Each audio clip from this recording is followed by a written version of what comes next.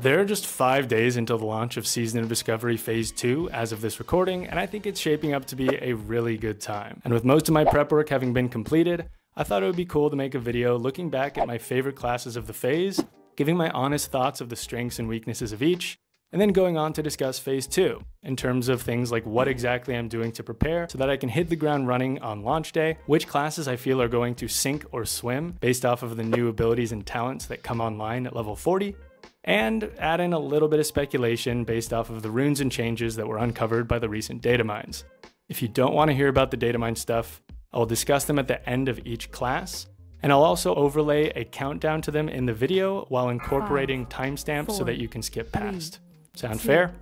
Let's jump right into it. So I rated with 5 characters at 25 over the course of the phase. I got bored and maxed out a level 19 Druid for some meme Star Search potential in Warsong Gulch when I just wanted a solo queue and have some fun. And I also gave Priest a shot, but decided at the level 25 bracket, I prefer a different playstyle for the time being. Watch your back.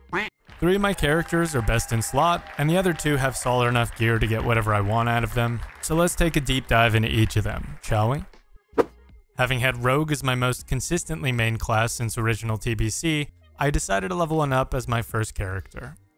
As is typical for classic WoW, Rogues at level 25 in Season of Discovery excel in both PvE and PvP. In PvE, it's easy to do a lot of damage with a very simple rotation, which is kind of par for the course with Classic, but I did get a bit bored raiding on this character after the first few lockouts.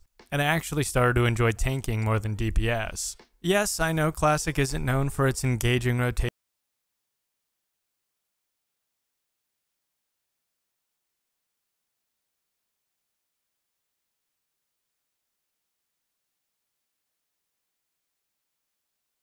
Something like Consumed by Rage Dual Wield Warrior, although Devastate build can be one button, or Power Shifting Druid, but that's just my opinion. Rogue tank was fun and completely feasible. I used Saber Slash and you could absolutely pump out respectable damage just like a Devastate Warrior can, but it felt really bad not being able to swap your combo points. In PvP, Rogues always do well. In this bracket, historically, yes, Rogues had commonly been twinked out at level 19 and 29, but they always lacked mobility or gap closers at those levels. Stealth is painfully slow in these brackets, and Crippling Poison improves Sprint and Vanish were your only way of sticking on a slippery enemy unless you were a gnome. But in Season of Discovery, Rogues have a lot of options for PvP right now. You can run a Mutilate build, like PS Hero did for a while. A Backstab/Ambush build, where they only cost 40 energy, and you use that in tandem with things like Shadow Strike and Between the Eyes. Or you can run a Pirate-like Outlaw Gunslinger Sword Bleed build. The list goes on, and the Rogues will just continue to get better as even more of their toolkit comes online. One annoyance from this phase is that with so many classes wearing leather, there was just so much competition for gear, and I went far too long without seeing a single piece of tier. No, I'm gonna starve! Hopefully, this will change a bit come next phase where Hunters and Shaman can wear mail, and Paladin and Warriors can wear plate, but that's not to say that they still won't roll on leather items, because some may be bis, as has been the case in WoW Classic for many a time. Overall, Rogues were definitely top tier for both PvE and PvP. Being able to pick your battles and wait for your cooldowns with stealth, no matter how slow it was, and the sheer amount of damage and tools at your disposal, even if you don't have everything yet, you are still hanging with the best of them. And as such, I decided that Rogue was my second favorite class of the phase, and it'll be my second level 40 as such. 5, 4, 3, 2, 1. In terms of next phase, you're going to get access to a lot more abilities like Kidney Shot, Cheap Shot, and Blind. You also get, depending on your talents, Prep, Premeditation, Improved Sap finally, Chemo, Blade Flurry, Adrenaline Rush, Cold Blood, Vile Poisons, Improved Poison, the list goes on, and Rogues will, as they always have been, be extremely good. Some potential builds given the new data mine runes and more talent points. In PvP, you can go Dagger Backstab/Ambush build with Slaughter from the Shadows, giving you 40 energy backstab and ambushes that are pretty much always likely to crit. You finally get access to Prep, so you get double Blind, Vanish, Sprint, etc.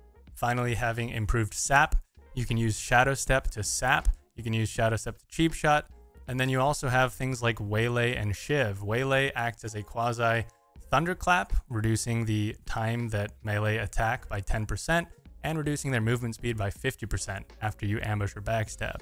You can Shiv by switching your offhand. You can apply whatever poison you'd like, and then you just still have the ranged kidney shot to utilize. And I just think that this is going to be a very powerful build, given the fact that you also are going faster in stealth and, you know, way better than level 25. Next up for PvP, you have a funky Hemo Swords build that utilizes the new rune Rolling with the Punches, which each time you dodge or parry, you gain 6% increased health, stacking up to 5 times. So as a rogue, you're going to be dodging a lot, / maybe parrying, and that's going to stack up very quickly. And 30% increased health in PvP is nothing to scoff at. So you're going to have Hemo, you're going to have Prep, improved Sap, Ghostly Strike that increases your chance to dodge by 15%, so that adds more options to get some more health. Main Gauche gives you 10% increased chance to parry, so that's another thing that will keep your health up. And then you have a lot of opportunity to slow and kite and make sure that you are always either on somebody or you can get away from them with Quick Draw Between the Eyes and Shadow Step. I think that this will be a really fun build to play around with as well. For PvE, it's going to be a little bit interesting because Gnomeregan will probably have a lot of mobs that are bleed / poison immune. So you can probably swap the top ones around a little bit, but I think that a backstab-centric combat build will be very good. We also saw in some of the data mine stuff that Mutilate might have a 40 energy cost instead of 60, which would make it incredibly good. That's why I put it on here, but you're going to have things like Adrenaline Rush and Blade Flurry on top of Shuriken Toss for AoE, and you're just going to be doing a lot more damage with improved backstab and Slaughter of the Shadows. So on the legs, you know, not a whole lot you can utilize because in PvE, you're not really going to be using any of this stuff. You can't use Between the Eyes against a boss, but I think that this looks pretty good in order to get down to the last talent. Next on the list is my current main for Season of Discovery, my Druid. Hi. Druids were always a meme in Original Classic. Screw you, fatty. Minus their ability to flag run or world PvP, but Season of Discovery has been gunning to change that. Moonkin becomes Moonkin! With the power to destroy creatures in a single blow! It's nice to see Druids finally getting some love in Classic. In PvE, Cat Druids specifically are excelling, providing very respectable damage, and also bringing wild strikes to melee party members at a time where Shamans don't even have Wind Fury. This class is the one that I speedrun on, and it's also the one I've spent the most time preparing for next phase. I personally absolutely love the playstyle of Druids. The class is just really fun to me, even when it's lacking a lot of major abilities. And I'm just looking forward to continuing with it throughout this expansion. Resto's in a decent place with how strong Wild Growth is. It's a great class for speedrunning, and they can pump out some reasonable DPS while also healing, but I can't speak to it too much, so I won't. Unfortunately for the other specs in PvE, tanking Bear is practically non-existent. I've never seen one. Yes, it's more than possible to get through every piece of content right now with any class because the content is just so easy and everything can be viable. It just isn't very enjoyable and doesn't come close to the viability of literally every other tank in this phase. Hopefully, as the phases progress, Druids will gain the strength to tank 5 gorillas. But I guess we'll just have to wait and see. As for Moonkin in PvE, I saw this photo on the Classic WoW subreddit today, which kind of sums up the general consensus, but the beautiful thing about Classic WoW and Season of Discovery especially is that all classes have something that they excel at, so you can play the game however the heck you want. And that brings me to our next discussion. How are Druids in PvP? Strictly speaking, when discussing ranks of classes and spec, Druids are kind of pigeonholed into either playing balance because Star Surge is just so bonkers right now, or flag carrying. Even though I made a Feral Druid PvP guide, it just lacks too many of its abilities and talents right now to really be super good. Yes, given the right circumstances, as with any class in the game, you can absolutely do decent damage and make your melee team members very happy with wild strikes, but it's just not comparable to the other beasts of level 25 PvP for the majority of situations. That was pretty intense. And then there's stuff like Sunfire spam, which is incredibly cheesy to me and takes no skill in my opinion, so I look forward to it no longer being a thing with so many classes getting additional gap closers in Phase 2. Although they may not have been the absolute best at anything in Phase 1, with a choice to play the class in so many different ways, Druids could definitely hang at the top level in both PvE and PvP. Druid solidified its #1 spot for me when it comes to my favorite Phase 1 classes, and it'll be my first character to level 40 in Phase 2. 5, 4, 3, 2, 1. As for what's to come in Phase 2, it looks like we aren't able to make the Wolf's Head helm because you need to be 230 and tribal leatherworking in order to get one of the items for it, but there has been a data mined item called the Wolf's Head Trophy, which would give any head slot item the same effect, giving you 20 energy or 5 rage when shapeshifting into cat or bear, and that adds onto the Führer talent. And I think that's a pretty cool idea because although the Wolf's Head Helm and the Manual Crowd Pummeler and other items are iconic for Classic era, you do get kind of sick farming the Manual Crowd Pummelers and utilizing these low-level best-in-slot pieces. It's going to be really cool if you could just slap on this effect to a really, really great item and, you know, have another slot. Before we get into talents and runes, I did mention the Manual Crowd Pummeler, and it looks like Blizzard is going to be replacing that with an automatic Crowd Pummeler that, instead of having charges, has a 3-minute cooldown. I did see on the Classic WoW subreddit that bear tanks will supposedly be on the losing side with this change when compared to swapping out the manual variety, but I didn't spend too much time looking into this. For the sake of time, I needed to get to every one of my classes prior to the launch of Phase 2, and this has taken many days for me. So if you're interested, I'm sure the Druid Discord has some additional info on it, but let's get into runes and talents. I'm not going to talk much about balance and resto for Phase 2 because I just am not an expert on the matter, and the people in the Druid Discord will know much more than I do, so I don't want to say anything that is going to lead you astray. I can speak to Feral a lot better, but I will say for balance, in PvP especially, I know that a 100% increase in critical strike damage for your Starfire, Moonfire, and Wrath, which also translates to your Sunfire and Star Surge abilities, is going to be pretty nuts. Add to that the fact that you have a 20% increased range on your abilities, and then Star Surge now has a 15% chance every time you cast it, which is on a 6-second cooldown, to stun your target for 3 seconds. So yes, I'm sure there will be diminishing returns with that, but that seems very, very strong, and we'll just have to wait and see how it goes. For runes, I think that some are looking pretty exciting. First off, you have King of the Jungle on your boots, having your Tiger's Fury increase the physical damage you deal by 15% instead of a flat value, and it instantly grants you 60 energy on a 30-second cooldown. This is going to be nice in PvE, but also incredibly strong in PvP, where Druid Burst is already so powerful. You can use this in tandem with the new belt rune Berserk for a 50% reduction in energy cost of all your cat farm abilities for 15 seconds. This also acts like a Will of the Forsaken, getting you out of a fear if you are in one and making you immune to it for its entire duration. This combination just seems so incredibly deadly to me. When ferals are already pumping out so much damage, add on 16 new talent points, and I think that we're going to be in for a very good time. We can also swap King of the Jungle out for a health bolstering rune, Survival Instincts, granting 30% increased health for 20 seconds and generating rage, energy, or mana on dodges depending on what form you're in. This will be a huge boost for survivability, and I can already see applications for it in flag running and general PvP.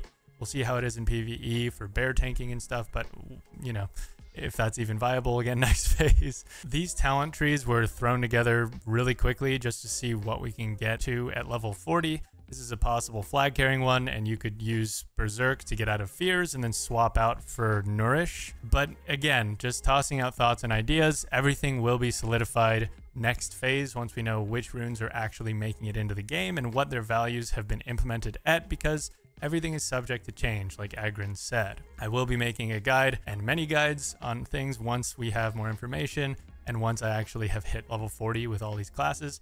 But until then, it's all just theory crafting. My third level character was my warrior.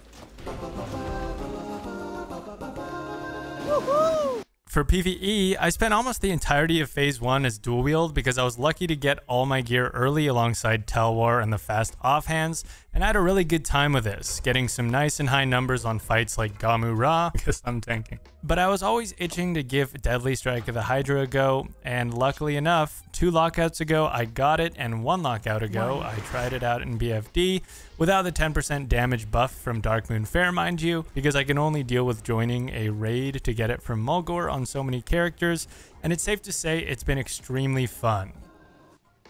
In terms of PvP in Phase 1, it all depends. As has been the case in all of Classic, warriors excel when they have a healer. Sure, one could say at level 60 with a bunch of tools at your disposal, see Sony in the Mankara tournament for instance, a warrior can be an absolute beast alone. However, without a healer at level 25, warriors just don't have enough of their kit to do a whole lot. You have 1 charge, even with Warbringer making it better, no Zerker Rage for incaps and fears, and no Mortal Strike. The amount of fully geared warriors I've seen just get Sunfire spammed to death by a backpedaling druid in the outer world is pretty depressing. But if you have buffs, rage pots, and other consumes, you can definitely put in some solo work against other classes, but there's a high likelihood you're gonna die against something fairly quickly.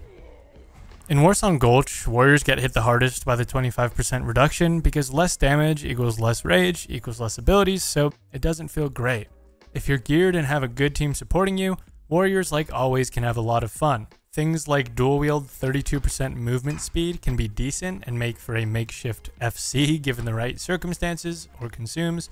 Hamstring is very nice and is definitely a big reason warriors are brought to premades in this bracket. In the spirit of Season of Discovery, I also had some fun with a Devastate Prot build where I would get stuns on revenge procs and devastate enemies to death, but it was very clunky gameplay most of the time, albeit a good time. Overall, in PvE, Consumed by Rage and Raging Blow made for some very enjoyable warrior gameplay at this level, so warrior was definitely one of my favorites to raid on. I also had much less loot competition, which made it a nice ult to get up to speed quickly on and then start blasting. Like I said in PvP, they're only going to get better as most of their important talents and abilities become available next phase. So Warrior's going to be my third level 40 of Phase 2. 5, 4, 3, 2, 1. Now in terms of next phase, I think Warriors are just going to be insane. Unfortunately, I did see that the Nomergun buff has been nerfed to not include 20% movement speed increase, which really feels bad, man, but they get access to the remainder of their toolkit with Charge, Intercept, Intervene. Flagellation is going to be much better with Berserker Rage, and all in all, I just expect Warriors to be dumping on people both in PvE and PvP, even if the raid is bleed immune. I think that Sims are pushing above 700 or 800 DPS right now, so yeah, I don't think there's a whole lot more that needs to be said. Here's a possible Arms Warrior build. Like I said, Warriors are just going to open up a lot in this next phase, especially in PvP, having access to things like Mortal Strike and Weapon Specialization and Sweeping Strikes and Impale. It's just going to play a lot better. In PvP for runes, you have things like Enraged Regeneration, which heals you for 30% of your maximum health over the course of 10 seconds, but you have to be using it while either enraged or while Berserker Rage or Blood Rage are active.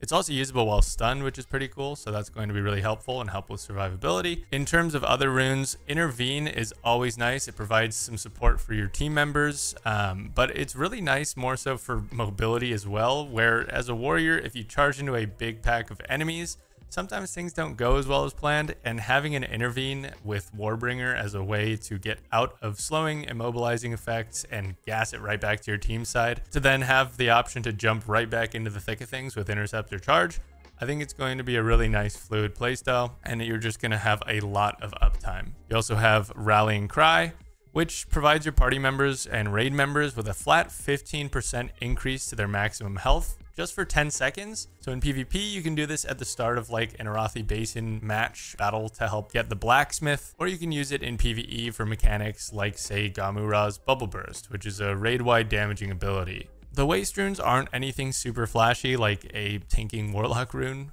but they're just generic improvements to your slam ability or a passive reduction to the cost of your offensive abilities by 3 rage. So we'll see what these values end up being at launch and how everything ties together. But like I said, I just think that warriors are going to be in a really good place.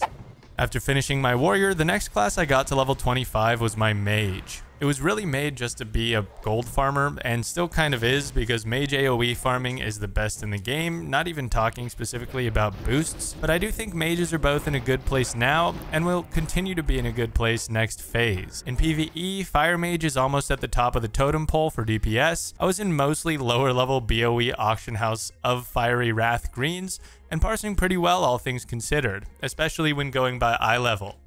When a class can solo dungeons like RFC, Wailing Caverns, Stockades, and SFK at level 25, you know there's something pretty crazy about the class. Mages have always been good at this, utilizing a mix of Blizzard, Flame Strike, and Cone of Cold, but now mages have access to healing, which really opens up the possibilities. As for their single target DPS, yes, I know it's Gamu-Ra, but it's not too shabby either this phase. What in God's... Oh! Why was I doing 1,200 fireball damage? That seems insane. You know.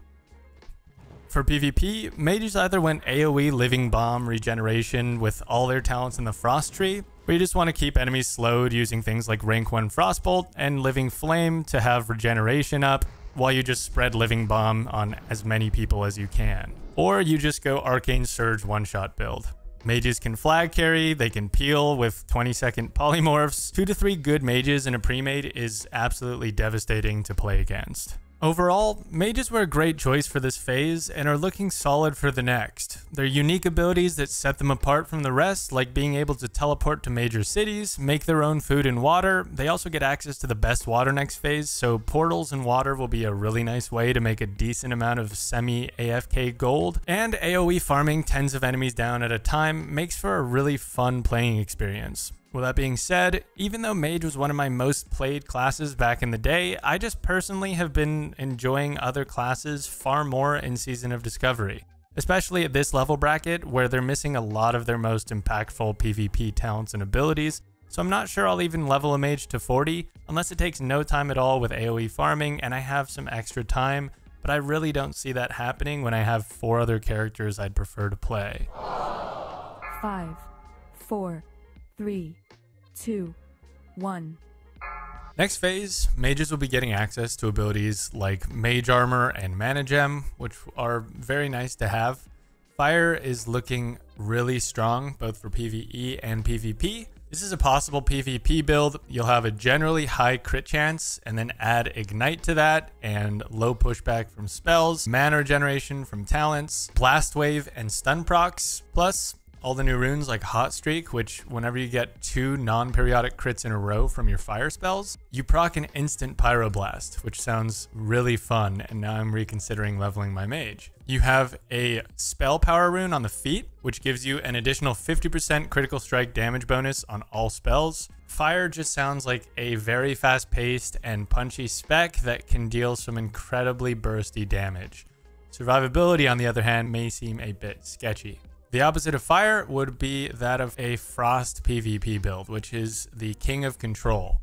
Finally having access to things like Ice Barrier, Ice Block, Cold Snap, a full Shatter, Arctic Reach, etc., which finally makes things like Fingers of Frost and Ice Lance a lot better. Plus, you now have some new bolts with Frostfire Bolt and Spell Frost Bolt, and I think Missile Barrage will be really good with this spec because it gives a 20% chance on a Frost Bolt to reduce the channel duration of your next arcane missiles by 50%, and it reduces the mana cost by 100%, so it fires off missiles every 0.5 seconds, and that's pretty solid, especially when you're already using arcane missiles in PvP to go after enemies who are line of sighting you.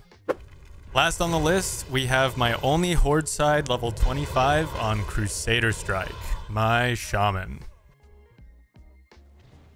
In PvE for Phase 1, Shaman were very lackluster, but it turned out to be one of my favorite classes now that I leveled mine up and got a little bit of gear.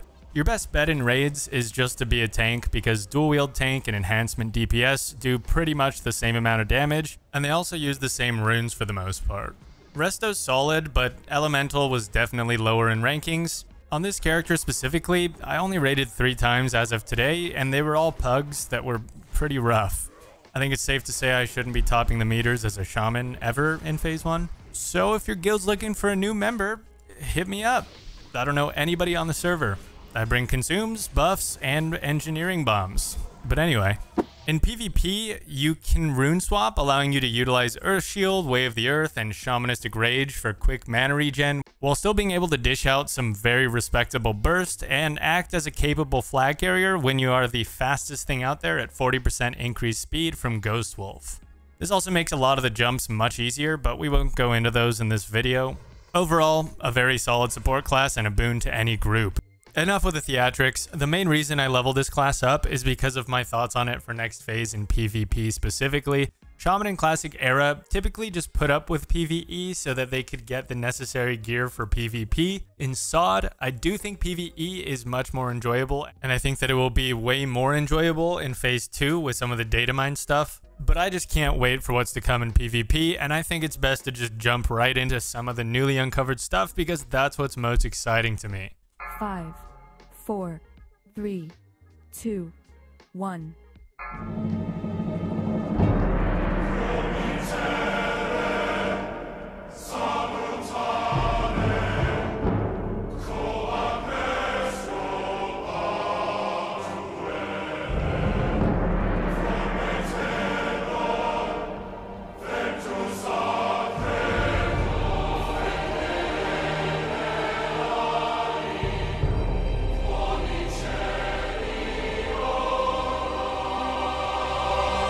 I think Shaman are getting some really nice stuff with the launch of Phase 2. First off, two-handed weapons are back on the menu because enhancement is getting runes to back it up. A new chest rune called Two-Handed Mastery has been data mined, giving the Shaman 30% increased attack speed for 10 seconds after striking an enemy with a two-handed weapon. And did you see that freaking totem from the SDV PvP event? Sure, it could probably be a little cooler, but I mean, come on. And on top of this, Maelstrom Weapon is one of my favorite things in World of Warcraft. My friend and I climbed the ranks in Early Wrath Classic Arena as DK Shaman, weirdly enough. Gouge parries it. We're so dead. He just walks away, man. Fuck, dude. We actually could have ran this Shaman down. I don't know if we had a Hodge for him. Wow. Yeah, we actually just can't do anything. And I thought I hung up my totems for good, but it looks like we're making a comeback, baby. Stormstrike's cooldown has been data mined as being reduced to 6 seconds when compared to 20 seconds, and this is just going to be so fun. Instant heals, instant lava bursts, chain lightnings, shamanistic rage, all in Classic with Arathi Basin coming up next. Oh, this is just too good. Shamans are also getting a feat rune called Decoy Totem, which acts similarly to what the Earthbind Totem does in Wrath for Enhancement Shaman. It grants complete immunity to movement impairing effects for 10 seconds, but this one also redirects the next melee or ranged attack made against the target to the totem instead. So that seems really nice. So now you have grounding for spells and then decoy for melee/ranged. And you have immunity to movement impairing effects. That sounds really solid. As for elemental, I think a build like this looks really good. And then you can still use Decoy Totem on the waist. If you keep Flame Shock up every time it deals damage, it has a 5% chance to reset the cooldown of Lava Burst and Chain Lightning, and then also make your next Lava Burst, Chain Healer, Chain Lightning instant. On top of this, you regenerate mana equal to 15% of your intellect every 5 seconds. So that seems really nice for PvP. And then you'll still keep Shamanistic Rage. Overload is just so nice to have. Lava Burst, obviously. And then you can swap out Earth Shield just to cast it on yourself at times if you want to, just to put it right back to Shamanistic Rage as an option. As for the other classes, they're not actually my least favorites. I do think each of them looks good next phase, but because I didn't play them and probably won't in the future, I don't think it's right for me to discuss. Every single class is going to be good at something. Just pick what calls to you the most and enjoy yourself. Now, with all that said and done, I'll just give a quick rundown of the prep work I've been doing for phase 2 and what my plans are for launch. With the devs having said BFD will give XP, current estimates are in the 23k range, and my groups are clearing anywhere from the 13 to 18 minute range depending on which characters we go on, so that's a nice chunk of XP for the time allotted. Based off of my quest log and bank, I should be able to get to a little over 27 on my Druid and Rogue, and then it's straight to dungeon grinding, stock aids to maybe RFK, and then Scarlet Monastery. I have Exalted for Warsong Gulch on my Druid and Revered for all my other characters. And then I'm stacking Warsong Gulch marks to turn in for XP, and I might try to add some more in my mailbox on the 7th. We'll see what Blizzard does about that. Over the next 48 hours, I'm going to get the remaining important flight pass that I need, and then maybe try to get some coins for those Lunar Festival dumplings. And finally just have my professions fully maxed out. Anyway, that's all I have for you guys. Thanks a lot for watching. I'm really excited for all the content I have in Phase 2. I have to push the Rogue PvP guide to level 40 because there's plenty of stuff already out there and it's just going to be irrelevant in 5 days. Perplexity is an incredible resource, and there's, you know, PS Hero, whatever you want to watch, there's really, really good rogues that always are putting out new content. So I'll have some things to add come Phase 2 with Arathi Basin and who knows what else, but I also got my stream running. Follow Severingo if you want to see me stream for Phase 2. I've been doing some speed runs, I've been doing some PvP, but I haven't streamed yet. I've just been recording. So it would be cool to have a live interaction with some of you guys if you want to view and be a part of the community. And let's just see where we go with this. Until then, I look forward to seeing you guys in Azeroth, and I'll catch you later.